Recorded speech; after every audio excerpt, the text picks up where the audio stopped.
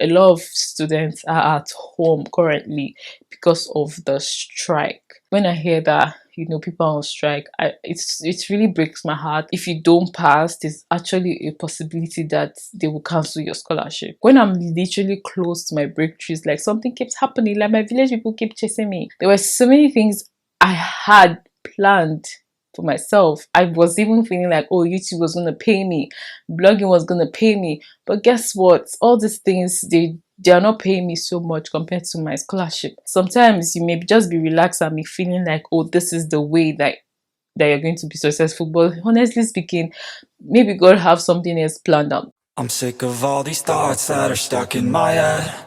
I'm sick of wishing I could just forgive and forget. I'm sick of all these thoughts that are stuck in my mind, my mind, my mind. Hello everyone, welcome back again to my channel. My name is Oma. In today's video, I'm going to be sharing with you guys how I was able to get the Type A scholarship on my first attempt.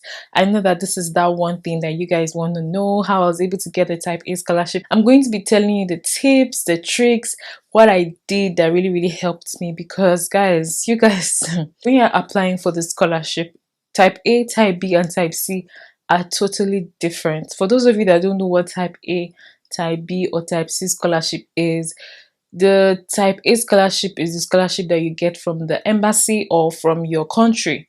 And then Type B scholarship is the scholarship you get directly from the school. And then Type C scholarship is the scholarship you get as already a student of the school. Maybe now your supervisor will kind of give you the scholarship. So this is Type A, Type B and Type C. So I got the Type A scholarship, and that's what I want to share with you guys. So let's start from the beginning. When I decided to start applying for scholarships, I was already working in Nigeria. I was actually a banker. I can remember 2018, I got a job to work in the bank. But then I was just asking myself, like, is this what I want to do? Is this the thing I want to pursue? Because I read electronics, and then I kept asking myself, is this something I want to do? So I remember just making that step, that decision that, I was going to resign. And I actually resigned from the bank, and I focused fully on application for scholarships and just generally application for jobs, the kind of jobs that I wanted, because I did not just focus on just scholarship. So I remember that I applied for the Type A scholarship around 2017, and then I went for the exam 2018 and I didn't get it. So my mom actually tried to encourage me to apply again 2018. That's when I decided, you know what, I'm going to give it a try, and I applied 2018. But guys, when I was applying, because I had applied before, I knew what they would ask. I knew the steps. So after I left the bank and I started applying for scholarships and I started applying for jobs, I got a job, but the job I got was just not it. So I was just like, you know what, I think doing my master's is going to really help me get the kind of job that I want to get, because it's almost as if, no, because you have a bachelor's, they are looking down on your bachelor's. And even as a girl, like, because you did engineering, sometimes there's that thing that they do as a girl that studied engineering. Because I even remember in Lagos, I applied for this job, I passed the exam, and they even invited me to do an interview, and I traveled all the way to Lagos, but just because I was a woman, I didn't get that job. So I know what it is like when you're applying for work and then you do not get the kind of job that you want. So I just started thinking of, you know what, masters is the only way. So I applied for PTDF, I applied for Commonwealth, and CSC scholarship was just the last of my list, literally, like the bilateral scholarship. I was not even thinking about it because I was just feeling like this bilateral scholarship is not something I can trust. A lot of people may have leg, I was thinking that the bilateral scholarship, you have to know someone. That's what I was thinking, to be honest. But then my mom just kept encouraging me that why don't you just give it another try, because I had done it before in 2017. I applied in 2017, but my mommy advised me to give it another try, so I decided to apply again. And then when I was applying, I made sure that I picked the place that was so close to me, and that was in Abuja, The last time I applied, I picked a place really, really far, and that was like Enugu or something. And that was because, according to the application, you needed to pick a place that is east. If you're from the east, you have to pick from the east. You have to pick a place from the east. So if you're from the north, you have to pick a place from the north, and same thing with the south. So that was the first time when I applied. So I had to pick from the east, and that was Enugu. So I remember like traveling all the way from Lagos to Enugu. So I remember like I had this job interview in Lagos, and I traveled all the way to Lagos to do the job interview. And while I was there, then I received a message to come do the interview for the, the bilateral scholarship. And then I went to write that one the first time. I went to the East to write that one, and I didn't get it. Like you don't even get a response from them, no message, nothing. So when you don't get a response from them, you just know that you did not get. Okay, so for those of you that kept saying that you've not gotten any response, that shows that you've not gotten the scholarship. Okay, but anyways, guys, I'm actually writing a book currently that will actually help you, to apply for scholarships in general. Make sure you pre-order the book. Check on the link below to pre-order the book. So let's continue. So guys, after I actually went to the East, I wrote the exam, I didn't get in.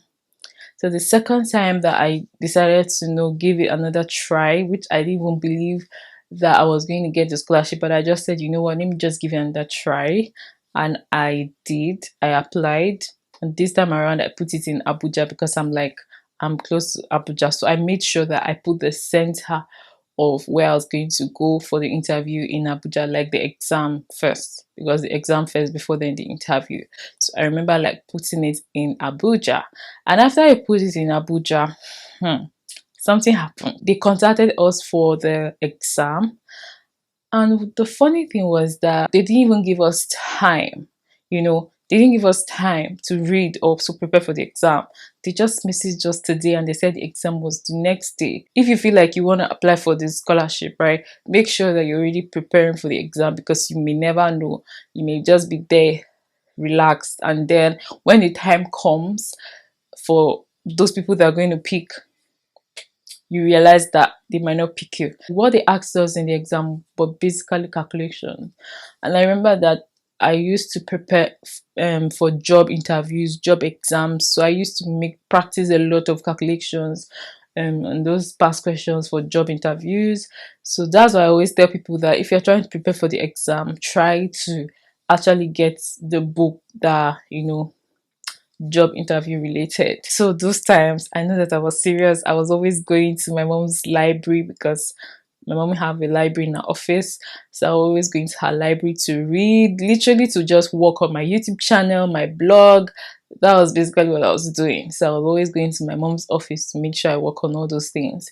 So after they called us for the exam, there was no time to prepare. I just remember that the next day I traveled all the way to Gwagwalada, because the exam was in Gwagwalada in Abuja. Some of you who know Gwagwalada, it's far from central area for me. So it was almost like 1 hour journey. So I traveled all the way and I wrote the exam, and I came back, and I did not even put my mind there, because I'm like, these people, I know how it works. You guys won't reach out. You see these things that I kept trying. I wasn't really sure if I was going to get it, but I just kept trying. I never gave up. And also I had the right support system. I had my mom. I had people that I knew they were also writing scholarships. Sometimes you may just be relaxed and be feeling like, oh, this is the way that you're going to be successful. But honestly speaking, maybe God have something else planned out. Like basically for me, I had all these things planned out for myself. I was like, you know what? I'm going to be a musician. I'm going to blow. I'm going to sing. There were so many things I had planned for myself. I was even feeling like, oh, YouTube was going to pay me. Blogging was going to pay me. But guess what? All these things, they are not paying me so much compared to my scholarship. So I remember just giving it a try. But I know that the exam was so simple for me. Like, guys, after I wrote the exam, I knew that the exam was simple for me, but I didn't know that I was literally going to like pass, because we're so many. Like when I went for the exam, God, we were so many, like hundreds and hundreds of thousands of people went for that exam, guys. So I didn't really think I was going to be qualified or something. Even if the exam was simple for me, I didn't think I was going to be qualified, or they were going to call me. I didn't think that, but I just remembered like meeting even some people who came all the way from Lagos to Abuja because there was no center in Lagos. I don't know why, but there was like no center in Lagos, and some people came all the way from Lagos down to Abuja. After the exam, we waited, and then later I got a message from them, and they said I should come for interview. And then when I came for the interview, they didn't even allow me to like do the interview because they were telling me that, oh, you chose Russia, and if you chose Russia, that blah blah blah, you cannot do masters, blah blah blah blah blah. And that was how I was like, God, I'm literally tired. I'm tired of all these things. Like when I'm literally close to my breakthroughs, like something keeps happening. Like my village people keep chasing me. So I remember just going back home. Or I think I went to the church because I think there was like this church program. So I went to the church to praise God and everything. Then I went back home. I forgot about it. I didn't even like care about what they were saying. But then China was looking for more students, so that's why they reached out to us, and they were like asking, what did you graduate with? And I'm like, 2-1. And that was it, guys. Like that was it. But then I realized that because I was applying through the type A scholarship, it was literally so easy for me to just pick any school, and then there were so many schools that was going to give me opportunities. I think my school might not be that easy, but like when I mean easy, I mean like the acceptance rate for my school. I don't think it like that high. I've not really seen it on Google that it's high, but I just remember like literally applying to this school and putting it as my second choice.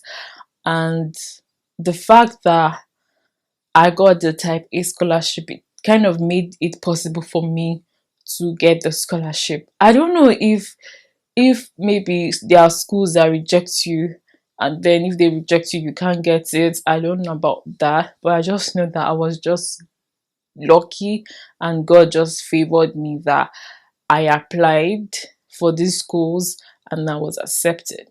So if you are thinking of also going to apply for the type A, you're thinking of how to get the scholarship through the type A, I just want to advise you that just try as much as possible to, you know, choose schools that have really high acceptance rates. Okay, it doesn't really matter for type A, but I think for type B it matters. For type B, you want to make sure that you choose like schools that have like really high acceptance rates. And even if they don't have a high acceptance rate for the Chinese, you want to make sure that they have a high acceptance rate for the internationals, because there are some schools that are really hard to get for the Chinese student, but if you're an international, it's easy for you to get it. So that's why you should just try to actually apply to this school. Like my school is easy to get it as an international, but I don't think as a Chinese student you can easily get the school. The competition is really high for the Chinese students. So when you're applying to the type A, I think you don't really need to care so much about the acceptance rates. Just make sure that you choose the right course for you. Also, when you're applying, you want to ask yourself this question: do I want my course in Chinese? Obviously, if you are doing your undergraduate, it's obviously going to be Chinese taught. I don't think there are courses for undergraduates that are like English taught. But those of you that are planning to do like your master's, PhD, yes, you can actually choose courses that are English taught. Even if you are choosing a course that is Chinese taught for your master's and PhD, you can still literally write your thesis in English. And that's why it's even easy for me. Like my course is Chinese taught, and I'm literally doing my thesis in English. Is it stressful? Yes, it is stressful. Will I do Chinese taught again? Never. Sometimes I feel like, do I really understand my course? Like, what would have happened if I had done a course that was taught in English? Maybe like I would have had like a better understanding. Also, I'd have had the better way of communicating with my supervisor, because I feel like it's so hard for me to communicate with my supervisor because of the course that I did, and because I don't really know Chinese that well, so I feel like it can be really hard to like communicate with my supervisor. So those are things that you have to think about. You have to think about that. But then you have the advantages of doing Chinese taught. The advantages of doing Chinese taught is, number one, you can stay longer in China. Like if you're coming to China just because you just want to come to China, because let's just be honest, there's some people that are planning to come just because they want to come, not because they want to study. Some people have done their masters. I met some Nigerians that have done their masters and they came here, guys, and they were doing another masters just because they wanted to just do business. They just want to be here. So let's be honest, not everyone comes here because they want to read. Some people actually come here because they just want to stay here to do business or just because they want to work, you know.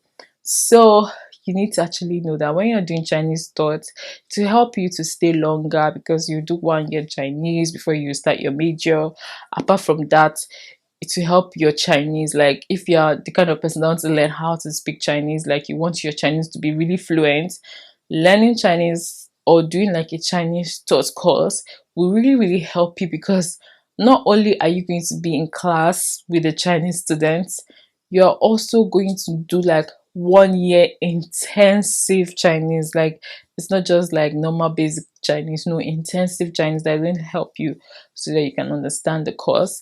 And also you have Chinese friends. I feel like those people who actually do like Chinese thoughts courses, they always have like a lot of Chinese friends. Not a lot, but they always have Chinese friends compared to those people that did not do Chinese thoughts. Those people that just did English, they don't really have like Chinese friends, like a lot of them. But I know that because I did Chinese thoughts, you know, I get to have a relationship with the Chinese students. Some of them even help me with my thesis and everything. So that's another like advantage, you know. And also like they help you, like they tell you about China, they teach you about China, teach you about the food. There's so many advantages, but is it hard? Yes, it's hard. Sometimes you don't even understand what you're doing. You don't even understand. You don't even understand what you're reading. Most times, the teachers are really good. Your lecturers, you can actually speak to them and tell them, please, can I actually answer my exams in English? And they'll be like, yes, you can. Those are good teachers. But I feel like the female teachers are not that nice. Let's be honest. The female teachers, they're not that nice, okay? But male teachers, so far, they are really nice. Like they always like want to help you, you know. But you have to really study hard.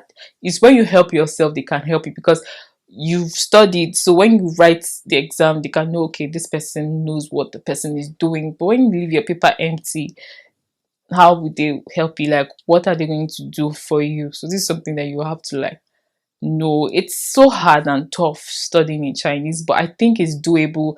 And a lot of people who study in Chinese, they speak Chinese very well. But there are some people, they will not give you like an exam in English. They'll give you in Chinese. Like you need to now understand the paper in Chinese, and then maybe you can write in English, or you can literally do like open book exam. Some teachers allow you to do open book exam, and it's not all teachers, just very few teachers. They allow you, oh, you can use your phone or you can do open book exam, because they know the exam is hard. I'm talking about my course. I don't know about other people's course. The exam is so hard that sometimes even when you're doing like open book, you really don't know if you have not read. You know, open book exam is always really hard. A lot of my exams were actually open book exams, and it was so hard because, you know, sometimes you're like checking your book, checking the PPT, you're not seeing the answers. If you don't read, you will not even know how to literally answer. One thing I really like is the fact that I am actually doing my thesis in English. Okay, finally, there's the HSK 5. For those of you that are doing like Chinese thoughts as an international, you need to write the HSK 5, and that is something I have not yet written. So I don't know how to tell you about that exam, but I know it's very hard. So HSK 1, 2, 3, 4, 5. Those people that are actually doing English thoughts in my school, they actually wrote HSK 3, you know. But then for you that you are doing Chinese, you have to write HSK 5 exam, and it's certainly not so easy. You have to study really hard. Like you need to study hard to pass the exam. I don't know about now, but I know that during our time, because of the corona period, we did not write the exam after the whole 1 year of study, because you have to do like Chinese, and after that 1 year then you have to write the HSK. But then I actually feel like for our sets there was coronavirus, so we did not write the HSK. I think that people that are coming in now, they will have to write it like after the 1 year of studying Chinese. They'll have to write it. If you don't pass, there's actually a possibility that they will cancel your scholarship. Yes, I know someone that she was doing her undergraduate and she even got the type A scholarship, and she came, she did 1 year Chinese and she wrote the HSK 5 and she did not pass, and they cancelled her scholarship and she had to go home. So the HSK exam is kind of serious, and it's an exam that I feel like you have to also think about if you are then making that decision that you want to do a course in Chinese, because you have to write the HSK exam. Okay, but if you are doing like an English thoughts, I don't think you really need that HSK exam. I think that, yeah, maybe you might write like HSK 2 or 3, but I don't think you need the HSK 5. There are people who have already gotten the HSK 5 exam anyways. But yeah, that's it. I hope you guys actually enjoyed this video. This is just my story, how I actually got the scholarship. A lot of people keep asking, and that's why I'm still here to repeat the story over and over again. If you have any question, make sure you leave it down below, and I would love to literally answer your questions. And you know that, guys, I'm just here for you. I just want you guys to pass this phase. I want you guys to get the scholarship. Some of you don't want to stay back in China, and it's fine. Like, you can actually get the scholarship and then go to any country that you want to go to, because it's easier to go to other countries from China than to go from maybe Nigeria or Ghana or any African countries, because a lot of people that want to chapa. A lot of students are at home currently because of the strike, and I literally feel for them, because I never went through any form of strike because I went to a private school. So when I hear that, people are on strike, it really breaks my heart. For you guys who you feel like, okay, you know what, I can't keep waiting for this strike, I want to try out the scholarship, I think it's a big deal, and I think you should give it a try. And also, I have a book that I'm actually putting together, the type A, for type A. Okay, I'm just going to be sharing everything I know about applying for scholarship, and in this book, it's not just going to help you applying for the Chinese scholarship, it will help you in applying for every kind of scholarship. Yes, I said it's every kind of scholarship. I'm putting together this book for you all, and if you're interested, just pre-order the book. Okay, check the link below and get this book. Don't forget to like this video, subscribe to my channel. I'll see you guys in my next video. Bye for now.